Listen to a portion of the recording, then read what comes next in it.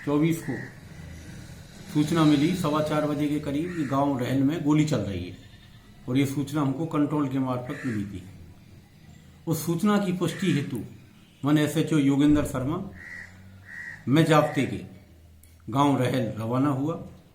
वहां पर दोनों पार्टी की तरफ से भीड़ इकट्ठी हो रही थी। रिंकू खटाना व दूसरा पक्ष रामदीन मावई का पक्ष था। रामदीन मावई का गांव में 100 घर हैं और रिंकू के 5 घर हैं। दोनों पार्टियों में झगड़ा एक रिंकू वाले पर, जो दामोदर रिंकू सनोफ दामोदर है, उनका खेत 1.5 बीघा उनके चाचा रत्ना का बनवारी गुजर ने खरीदा था। उसी खेत में से रिंकू रास्ता चाह रहा था और उसने पत्थर वगैरह भी पटक दिए थे। और ये दूसरी पार्टी ये कह रही थी कि हमने भाई खेत के पैसे दिए हैं, हम इस खेत को कैसे, हमने पैसे दिए, हमारे पैसे वापस दे दो, या खेत जब देंगे, हम रास्ता नहीं देंगे इसमें से। इसी बात पर इनमें आपस में मोह विवाद हो गया। तो बनवारी ने फिर फोन करके रामदीन अपने परिवार वालों को बुला लिया और फिर दोनों तरफ से झगड़ा शुरू हो गया। रामदीन के परिवार वालों ने रिंकू के साथ में ज़्यादा मारपीट कर दी, उसके बहुत गहरी चोट आई थी, और जो दूसरा परिवार था उसके कम चोट थी। तो दोनों पक्षों को रेफर किया था, रामदीन को भी रेफर किया था बाड़ी से धौलपुर के लिए, और रिंकू को भी किया था। तो रिंकू की दौरान इलाज मृत्यु हो गई, तो दूसरा पक्ष रामदीन का वहां से हॉस्पिटल से भाग गया। मृत्यु होने पर उसकी, रिंकू सनोफ दामोदर की मृत्यु होने पर रामदीन पक्ष वहां से मौके से भाग गया। फिर रात को उन्होंने आके मुकदमा दर्ज करा दिया। मृतक रिंकू के पिता दामोदर ने थाने पर मुकदमा करा दिया। मुकदमा नंबर 46/2024, धारा 147, 148, 149, 307, 302 IPC 3/25 आर्म्स एक्ट में दिनांक 4/2/24 को हमने मुकदमा दर्ज कर लिया है। अनुसंधान जारी है। अनुसंधान में मुस्तकीज के बयान लिए हैं और मृतक रिंकू का मेडिकल बोर्ड द्वारा पोस्टमार्टम कराया गया है और अभी अनुसंधान जारी है। 2 व्यक्तियों को हमने डिटेन किया है, जिनके नाम आपको बता रहे हैं। एक तो हरवीर है और दूसरा अंकेश है, जो बनवारी के लड़के हैं। उनकी पूछताछ जारी है। पूछताछ कर अग्रिम कार्रवाई विधि अनुसार अमल में लाई जाएगी।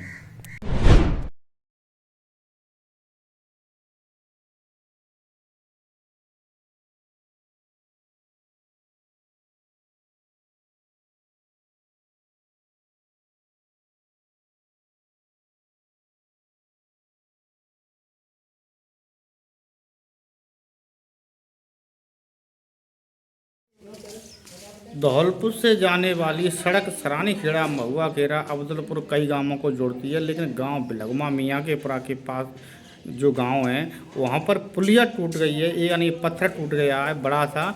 उसमें कोई भी वाहन बड़ा जा सकता है और बड़ी घटना हो सकती है, लेकिन प्रशासन कोई भी सुनाही नहीं कर रहा है। सभी बड़े बड़े अधिकारी सड़क पर कर रहे हैं, लेकिन कोई भी ऐसी व्यवस्था नहीं की गई है जिससे पट्टी बांधी जाए या पत्थर रखे जाएं, जिससे लोग बागों को पता लग जाए और क्या कोई पुलिया टूट गई है, जिससे कि लोग बाग बच पाएँ। यानी गांव वालों का भी कहना है कि जो जल्दी से जल्दी उसकी मरम्मत की जाए, जिससे कोई घटना नहीं हो। उत्तम सिंह, सरानी खेड़ा, धौलपुर।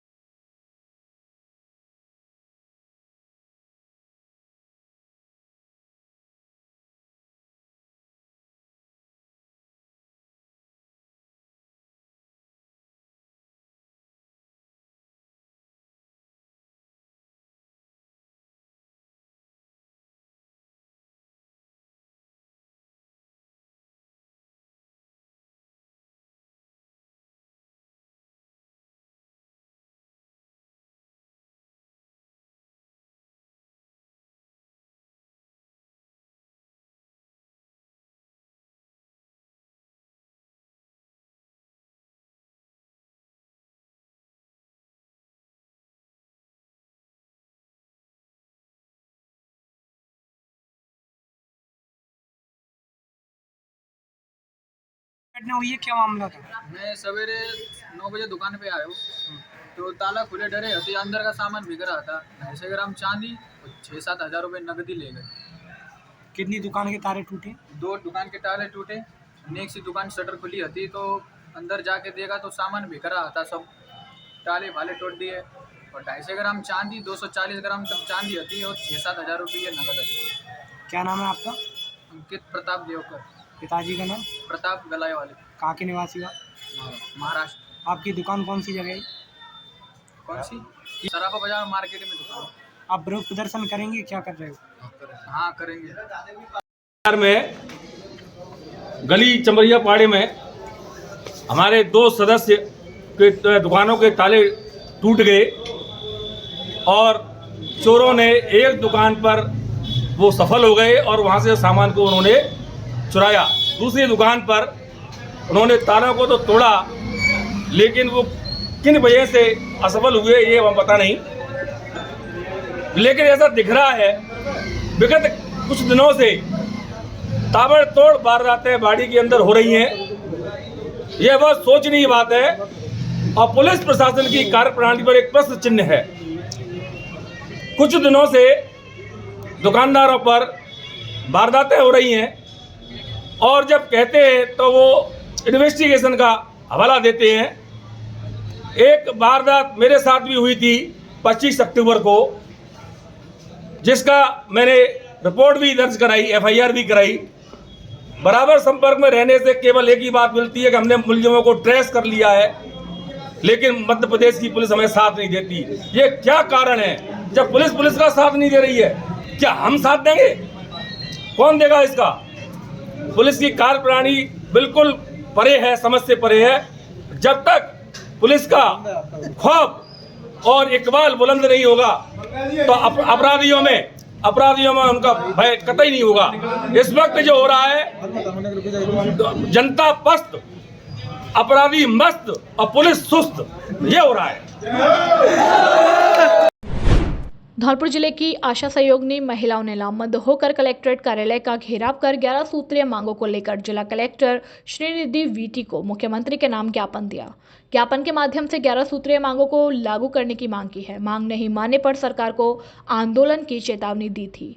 आशा सहयोगिनियों ने बताया कि राज्य सरकार उनके हितों के साथ कुठारघात कर रही है। उनके 11 सूत्रीय मांगों को लेकर सरकार आंख कान बंद किए हुए बैठी है। कोरोना काल के दौरान आशा सहयोगिनी महिलाओं ने जान की बाजी लगाकर सेवा की थी, लेकिन राज्य सरकार ने कोरोना काल के दौरान किए गए संघर्ष का कुछ भी नहीं दिया। आशा सहयोगिनी महिलाओं को महज 4,000 रुपये मासिक दिया जाता है, जिससे परिवार का भरण पोषण नामुमकिन है।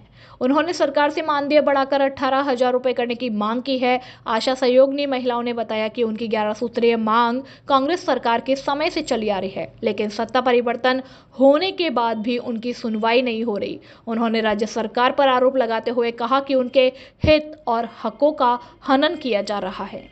आशा सहयोगिनी महिलाओं ने लामबंद होकर कलेक्ट्रेट कार्यालय का घेराव कर प्रदर्शन किया। डीएम को सीएम के नाम ज्ञापन देकर 11 सूत्रीय मांगों को लागू करने की मांग की।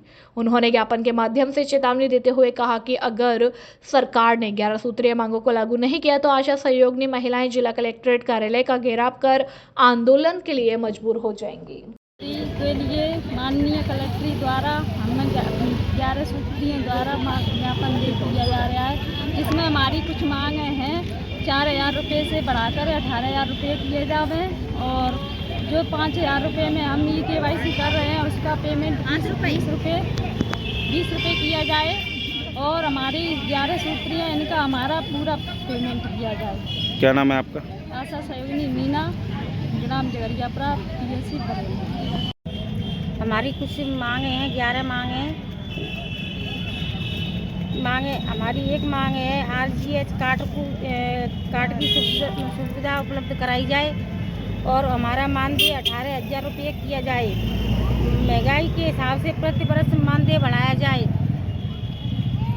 तीसरा है हमें आयुष्मान कार्ड में 5 रुपये मिलती है, उसको बढ़ा के हमारा 20 रुपये किया जाए। चौथा है विधानसभा चुनाव में जो ड्यूटी लगाई थी उसका पेमेंट अभी तक नहीं हुआ है।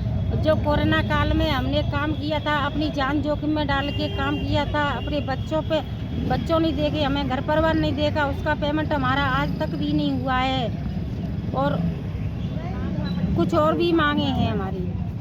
अच्छा, मैंने सब आज 11 सूत्री मांगों के लिए एकत्रित हुए। यहाँ पर हमारी जो मांगे हैं उनको पूरा किया जाए। क्या कुछ मांगे हैं हमारे आपकी? द्वारा काम कोरोना काल में भारी मतलब मेहनत से काम किया गया था घर घर जाकर, उसका हमें आज तक कुछ नहीं मिला है। और दूसरा, हम लोगों का मानदेय बढ़ाकर 4,000 से 18,000 किए जाए। और 5 रुपये जो हमें आयुष्मान कार्ड के लिए मिल रहे हैं, क्या 5 रुपये आज तो ऐसा लगता है आशीष आती है, बच्चों को भी नहीं लेते 5 रुपये। हम सोच रहे हैं उनको वो बढ़ाकर 20 रुपये की जाए। और RCH कार्ड में हमें सम्मिलित किया जाए। और क्या नाम है आपका? मेरा नाम नाजमा है, मैं आंगनबाड़ी केंद्र खिड़की से हूँ। राजस्थान नर्सेस एसोसिएशन एकीकृत धौलपुर के जिलाध्यक्ष धर्म सिंह गुर्जर के नेतृत्व में नर्सिंग एवं पैरामेडिकल भर्ती 2023 को पूर्ण कर नियुक्ति दिलवाने के लिए मुख्यमंत्री व चिकित्सा मंत्री के नाम जिला कलेक्टर धौलपुर को दिया ज्ञापन। जिलाध्यक्ष धर्म सिंह गुर्जर ने बताया कि नर्सिंग ऑफिसर एवं ANM व पैरामेडिकल की समस्त भर्तियों की अंतिम वरीयता सूची जारी करते हुए नियुक्ति देने की भी मांग को लेकर संघर्ष समिति 2023 के अभ्यर्थी 12 जनवरी 2024 से लगातार शिफू कार्यालय के बाहर शांतिपूर्वक धरना अनशन कर रहे हैं, जिसमें नर्सिंग ऑफिसर 8,750 पद, महिला स्वास्थ्य कार्यकर्ता 4,847, सहायक रेडियोग्राफर 1,178, लैब टेक्नीशियन 1,190, नेत्र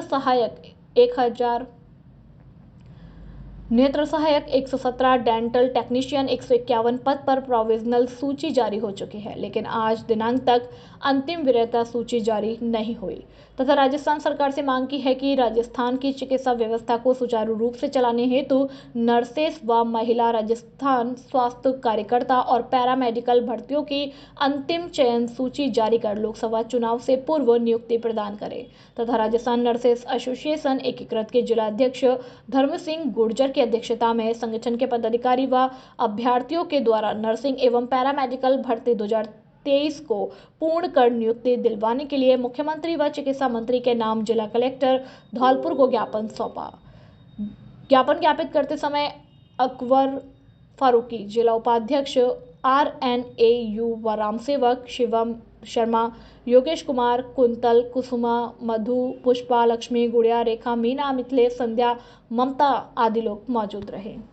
जो भर्ती निकली थी 2023 में, उसकी लिस्ट पूरी हो चुकी है, प्रोविजन सूची जारी हो चुकी है, लेकिन नियुक्ति सूची जारी नहीं हो रही है।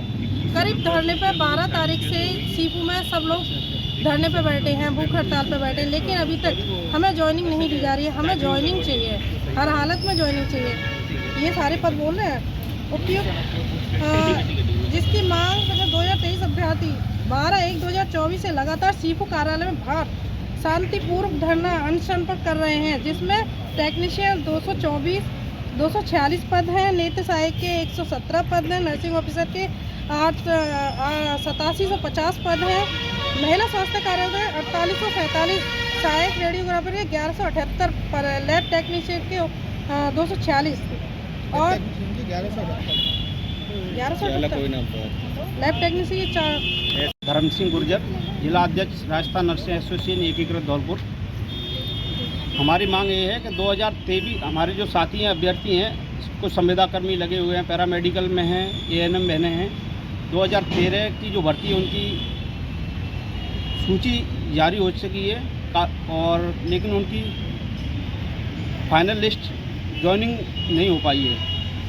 तो उनकी ज्वाइनिंग के बाबत हम ज्ञापन, हमारे साथी कुछ धरना प्रदर्शन कर रहे हैं, अनशन पर भी बैठे हैं 12/1/2024 से जयपुर में सीपू में, और उसमें है 8,750 पद महिला नर्सिंग ऑफिसर और 4,847 पद महिला स्वास्थ्य कार्यकर्ता, 1178 रेडियोग्राफर एवं 240 लैब टेक्नीशियन और 117 नेत्र सहायक और 151 डेंटल टेक्नीशियन। इनकी प्रोविजनल सूची तो जारी हो चुकी है, लेकिन इनकी फाइनल ज्वाइनिंग नहीं हुई है। वरीयता सूची भी जारी हो चुकी, लेकिन इनकी ज्वाइनिंग सूची जारी नहीं हुई। इसलिए हम सरकार से गुजारिश करते हैं, मुख्यमंत्री महोदय से और स्वास्थ्य मंत्री से, कि इनकी वरीयता सूची जारी कर इनको तुरंत प्रभाव से जल्द इनको ज्वाइनिंग दिलवाई जाए, नियुक्ति दिलवाई जाए। जिले में चोरों के हौसले बुलंद लगातार हो रहे हैं। वारदातों से सरकार की कानून व्यवस्था चरमराई। धौलपुर जिले में लगातार हो रही वारदातों से सरकार की कानून व्यवस्था पर सवालिया निशान लगने शुरू हो गए। शहर के निहालगंज थाना इलाके में नरसिंह रोड स्थित अज्ञात चोरों ने बीती रात एक परचून की दुकान को निशाना बनाया। दुकान से अज्ञात चोरों ने नोटों की मालाएं, गुटखा और अन्य परचून के सामान को पार किया। सोमवार सुबह घटना की जानकारी दुकान मालिकों को हुई तो होश उड़ गए। मामले से स्थानीय पुलिस को अवगत कराया गया। पुलिस ने घटनास्थल का मौका मुआयना कर मुकदमा दर्ज कर लिया है। पीड़ित मुकेश कुमार ने बताया कि रविवार देर शाम को दुकान को लॉक कर घर चला गया था। बीती रात्रि को अज्ञात चोर दुकान पर पहुंच गए और शटर का लॉक तोड़कर चोरी की घटना को अंजाम दिया। परचून की दुकान के अंदर से 100 और 50 के नोटों की 8 माला के साथ गुटखा और करीब 8,000 रुपए की नकदी पर हाथ साफ किया।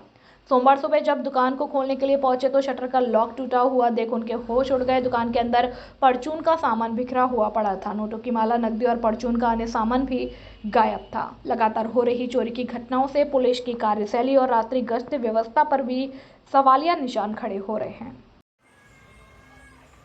मुकेश कुमार, दर्शन लाल, परचून की दुकान, नरसिंह रोड, धौलपुर। हमारा माला थी, पैसे कटे थे, वहाँ में गुटके थे और सामान लोन थी और सामान पता क्या गले में तो कुछ पैसे वगैरह भी गए, खाली था। कितने पैसे करीब लगभग 60,000 रुपये का करीब चोरी? थाना नज़दीक है, 100 मीटर की दूरी में थाने के पीछे। कौन सा थाना है? निहालगंज थाना। नदी में शव मिलने से फैली सनसनी। आधार कार्ड से हुई मृतक की पहचान। आज सोमवार सुबह किवाड़ नदी में गांव वालों को सीता के मठ के पास एक अधेड़ का शव तैरता हुआ मिला, जिसकी सूचना लोगों ने बसेड़ी पुलिस को दी, जिसे बसेड़ी थाना प्रभारी गिरिराज प्रसाद पुलिस टीम के साथ मौके पर पहुंचे और शव को नदी से बाहर निकलवाया। पुलिस पोस्टमार्टम के लिए शव को बसेड़ी हॉस्पिटल लेकर आई। जांच के दौरान उसकी जेब में आधार कार्ड मिला, जिससे उसकी पहचान दुर्गा पुत्र किशन सिंह, जाति कोली, निवासी नारोली थाना रुदावल, उम्र 55 साल के रूप में हुई। जानकारी जुटाई गई तो पता लगा कि गांव हिंगोटा में दुर्गा की रिश्तेदारी है। पुलिस ने रिश्तेदारों को बुलाया और परिजनों को फोन करके बुलाया गया। दुर्गा के बेटे राजवीर ने पुलिस को तहरीर में बताया कि उनके पिता की दिमागी हालत ठीक नहीं है। वह 14 जनवरी को अपने घर से निकले थे। घर वालों ने काफ़ी तलाश की लेकिन वह नहीं मिले। आज उनके शव नदी में मिलने की सूचना मिली तो वह बसेड़ी मौके पर पहुंचे। शव काफ़ी दिन पुराना बताया जा रहा है। पुलिस ने शव का पोस्टमार्टम कराकर परिजनों को सुपुर्द कर दिया है। बसेड़ी से अवधेश शर्मा की रिपोर्ट। दुर्गा प्रसाद, दुर्गा सनौत किशन, जाति कोली, उम्र 55 साल, निवासी नारोली थाना रोदावल का रहने वाला था। इसकी आज लाश सीता के मठ के पास नदी में मिली है और जब उसको निकाला तो उसके आधार कार्ड निकला उसकी जेब में। उससे हमने परिजनों से संपर्क किया। परिजन यहाँ CSC बसेड़ी में उपस्थित आए हैं, लाश को यहाँ रखवा दिया है। तो उसके पुत्र राजवीर ने ये रिपोर्ट दी है कि मेरा पिता दुर्गा जो दिमाग से पागल था, कमज़ोर था और वो करीब आज से 20 दिन पूर्व घर से निकले थे। इन लोगों ने काफ़ी तलाश भी की थी और इस दुर्गा का पहले इलाज भी चला है पागल का, तो काफ़ी तलाश करने के बाद नहीं मिला। आज यहाँ सीता का मठ नाले में इसकी लाश मिली है। ये सुनने में आ रहा है कि हिंगोटा में इसकी कोई बहन भी आई थी और पता नहीं किस कारण को चलते यहाँ आया है और नदी में डूब गया है, जिसके अभी पोस्टमार्टम कराया जाएगा। इसकी मृत्यु के कारणों का पता कराया जाए, जैसे सूरत होकर अमल में लाई जाएगी। अभी फिलहाल मर्ग दर्ज कर रहे हैं और उसके बाद हम जाँच करेंगे। बाड़ी शहर के हौद मोहल्ले और बजरंग कॉलोनी में बरसों पुराना गंदे पानी का एक तालाब है, जिसे हौद नाम से जाना जाता है। उक्त तालाब में 4 वार्डों का गंदा पानी नालियों के माध्यम से आता है, साथ में बारिश का पानी भी एकत्रित होता है। समस्या यह है कि इस तालाब के पानी की निकासी की व्यवस्था नहीं है। पूर्व में जो नाला पानी निकासी के लिए बनाया गया था, उस पर लोगों ने कब्जा कर लिया है। ऐसे में हौद, बजरंग कॉलोनी और आसपास के मोहल्ले के नागरिक इस गंदे पानी की बदबू और पानी भराव की समस्या से परेशान है, जिसको लेकर वार्ड 19 और 30 के परेशान नागरिकों ने आज SDM यशवंत मीणा को ज्ञापन सौंपा और मामले में समस्या समाधान के साथ बंद पड़े नालों को फिर से खुलवाए जाने की मांग की। हौद मोहल्ले की गली नंबर 2 निवासी सुनील गर्ग ने बताया कि उनके वार्ड में तालाब का गंदा पानी आ रहा है। ऐसे में पानी की आपूर्ति बढ़ती है, वह घरों में प्रवेश करने लगता है। 15 साल से उक्त समस्या बनी हुई है। पूर्व में कई वर्षों में उक्त पानी भराव की समस्या को लेकर नगर पालिका ने पंप लगाकर पानी निकासी कराई थी, जिसमें करोड़ों रुपया भ्रष्टाचार की भेंट चढ़ गया, लेकिन समस्या का समाधान नहीं हुआ। ऐसे में नागरिकों ने एसडीएम यशवंत मीणा को ज्ञापन सौंपा और मामले में कार्यवाही की मांग की है। इस दौरान बजरंग कॉलोनी के निवासी अशोक मोदी, कालीचरण वर्मा, विष्णु सेठ, उमा, उषा, अजय, मोहित, सुनील, राहुल, सुमन आदि मौजूद रहे। हौद मोहल्ले के नागरिकों ने एसडीएम को ज्ञापन के दौरान बताया कि उक्त हौद तालाब के पानी निकासी को लेकर 1973 में नगर पालिका ने 506 मीटर लंबाई का एक नाला बनाया था, जो बड़े नाले से जोड़ा गया था, जिससे पानी की निकासी होती थी। लेकिन नाले के किनारे स्थित चवरिया पाड़ा मोहल्ले के लोगों ने उक्त नाले पर कब्जा कर लिया और उसे बंद कर दिया। आज आप एसडीएम साहब को ज्ञापन देने आए, क्या मांग की? क्या मांग है? जो मोहल्ले में गंदा पानी भरा हुआ है, इसकी निकासी का रास्ता बंद कर रखा है और मोहल्ले में मकानों में दरार पड़ चुकी है और फर्श बैठ चुके हैं और बीमारियाँ फैल रही हैं। 15 साल से भरा हुआ है और इस पर करोड़ों रुपए खर्च करते हैं निकासी के लिए, लेकिन समस्या उसे बेकार रूप धारण करती जा रही है। 15 साल से मुख्यमंत्री से लेके और जिला प्रशासन और स्थानीय प्रशासन को अवगत करा है, लेकिन कोई भी किसी प्रकार की कोई कार्रवाई नहीं है। क्या नाम है आप? सुनील गर्ग। पिताजी का नाम? मुन्ना लाल। कहाँ के निवासी? बहुत की गली नंबर 2।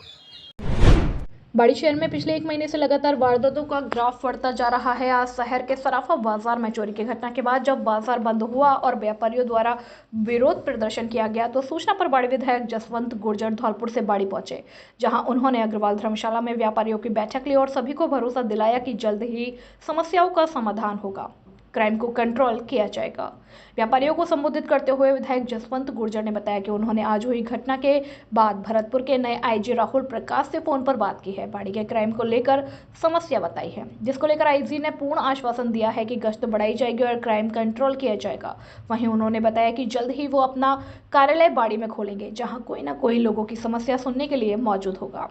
वे खुद कुछ युवाओं को बाड़ी के बाजार में क्राइम को कंट्रोल करने और अपराधियों पर लगाम लगाने के लिए तैनात करेंगे, जिसके सहयोग से अपराधियों की पहचान कर पुलिस की मदद की जाएगी। 1 महीने में बढ़ी हैं वारदातें। बाड़ी शहर में पिछले 1 महीने में लगातार वारदात हो रही हैं। पिछले एक पखवाड़े में ही 6 लूट की घटनाएं हुई हैं, जिनमें हौद मोहल्ले में 2 वारदात, सीताराम बाजार के चौराहे पर दुकान में लूट, अर्शपी मार्केट में रेडीमेड दुकान पर मारपीट की घटना और बैंक से महिला का पर्स लेकर बदमाश फरार हुए। अब दुकानों में भी चोरी की घटनाएं होने लगी हैं। सराफा बाजार में आज 2 दुकानों के ताले टूटे, जिनमें एक में चोरी हुई। विधायक जसवंत गुर्जर से व्यापारियों की वार्ता के दौरान अग्रवाल समाज के अध्यक्ष राधेश्याम गर्ग, सराफा संघ के महामंत्री हरिशंकर सराफ, अग्रवाल नवयुवक मंडल के अध्यक्ष अमित मंगल, व्यापारी संजय गोयल, डॉक्टर राजेश मित्तल, पूर्व प्रधान धनराम गुर्जर, पूर्व सरपंच बालकिशन गर्ग के साथ वारदातों से पीड़ित व्यापारी, दुकानदार और गणमान्य नागरिक मौजूद रहे। समस्या उसका समाधान करेंगे। प्रशासन ज़्यादातर मुख्यमंत्री जी आए हैं, तो आईजी और एसपी साहब सारे लोगों की भरतपुर में ड्यूटी है। वैसे मेरी सुबह मोबाइल से बात हो गई थी राहुल प्रकाश जी से, उन्होंने आश्वस्त किया है कि गश्त बढ़ाएंगे और बाज़ार में इस तरह की घटना नहीं घटे, इसके लिए पक्का पुख्ता इंतजाम हम करेंगे। और मैंने भी बाज़ार को आश्वस्त किया है कि 8-9 तारीख के बाद में मेरा यहाँ लगभग आना शुरू हो जाएगा और कोई न कोई ऑफिस हमने लिए धनीराम जी के यहाँ, और कोई न कोई रहेगा और मेरे आदमी भी गश्त जैसा ही काम इस बाजार में करेंगे, ताकि ये सुनिश्चित हो कि बाजार का कोई व्यक्ति लूट नहीं रहे, कोई घटना ही नहीं घटे, कोई लूट नहीं हो, कोई दुकान लूटी नहीं जाए, कोई लोगों की पिटाई नहीं हो। ये सबकी व्यवस्था हम भी करेंगे और प्रशासन से करवाएंगे, ऐसा मैंने व्यापारियों को आश्वस्त किया है। प्रशासन को कही आज हमारी बात हुई है, आज प्रभावी कार्रवाई की है।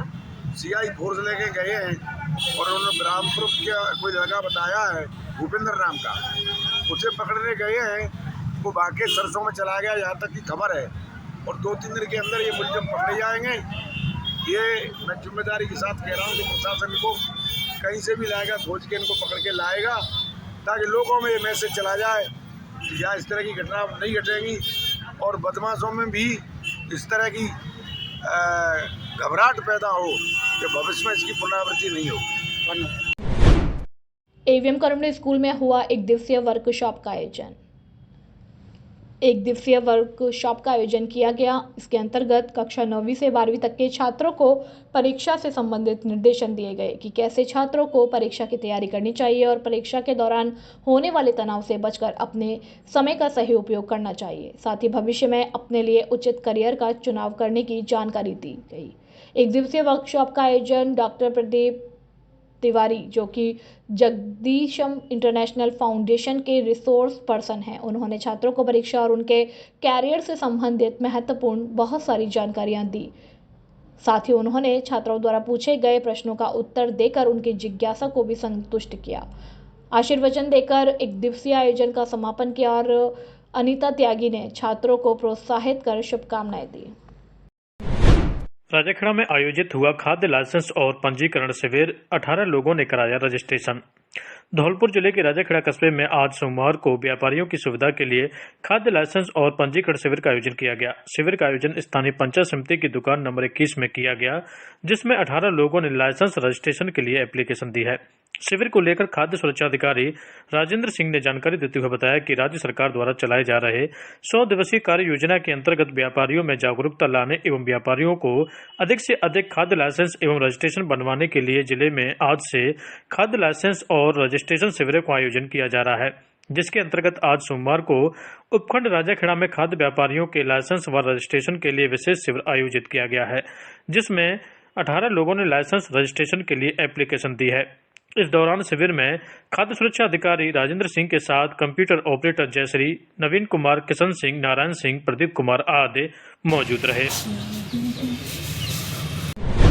कुशवाहा प्रदेश आरक्षण संघर्ष समिति के पदाधिकारियों की 12% आरक्षण और अन्य 12 सूत्रीय मांगों को लेकर भरतपुर जिले के रुदावल क्षेत्र के गांव नगला छतरी में हनुमान मंदिर परिसर में आरक्षण संघर्ष समिति के पदाधिकारियों की बैठक आयोजित हुई, जिसकी अध्यक्षता रेवती प्रसाद कुशवाहा ने की और संचालन तोताराम कुशवाहा ने किया। इस अवसर पर संयोजक वासुदेव कुशवाहा और समिति के पदाधिकारियों का हौसला बढ़ाते हुए महिलाओं ने आरक्षण आंदोलन में पुरुषों से आगे रहने का संकल्प लिया।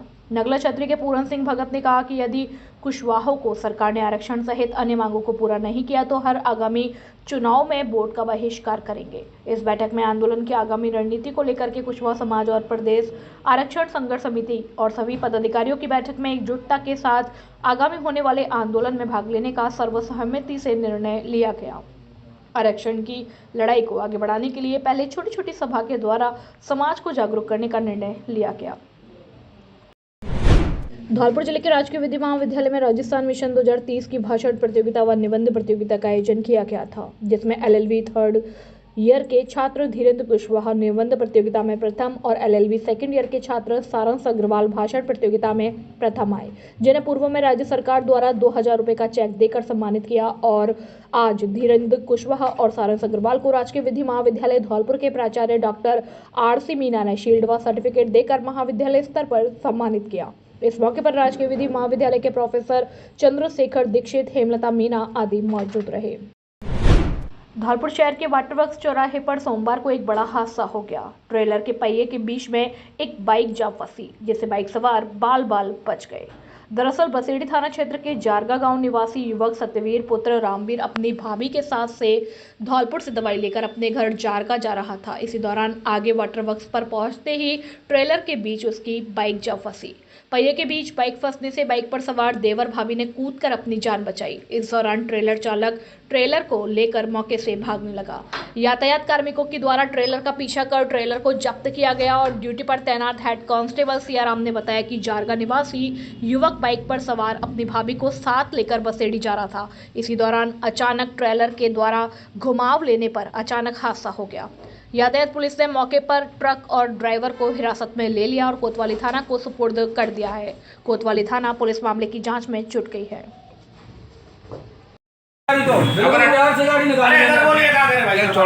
अपना नाम बता। नाम श्रीवान।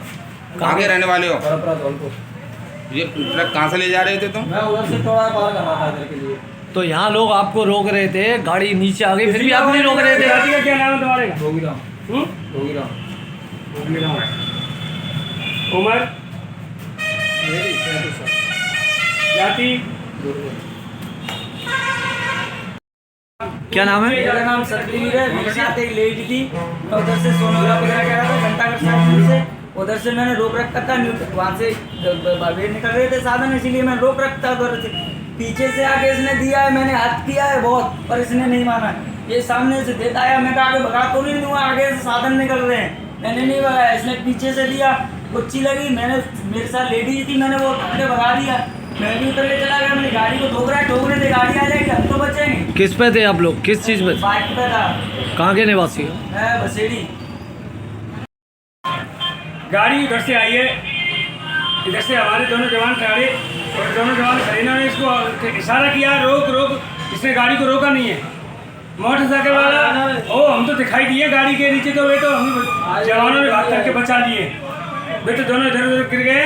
मोटरसाइकिल पे इसने ऊपर चढ़ा दिए, रोकते रोकते जवानों ने घेर के गाड़ी को वहाँ तक रोका, नीचे तक गाड़ी कांटे की तरफ लगवा दिए। इसको वहाँ से लेकर के जा गए और इससे पूछ रहे नाम पता भैया कि कैसे गाड़ी को तो कैसे चढ़ाया, क्यों भगाया गाड़ी, क्या दिक्कत थी इसको? ये कहाँ की घटना सब? ये अपने बाटरक्स चौराहे की है। ये गाड़ी ट्रक वाला कहाँ से आ रहा था? उधर से आ रहा है, मार्केट की तरफ से आया है, चौराहा पार उधर से आया है मार्केट की तरफ से, और इस चौराहे को इसने क्रॉस किया है। आपका नाम क्या? सियाराम।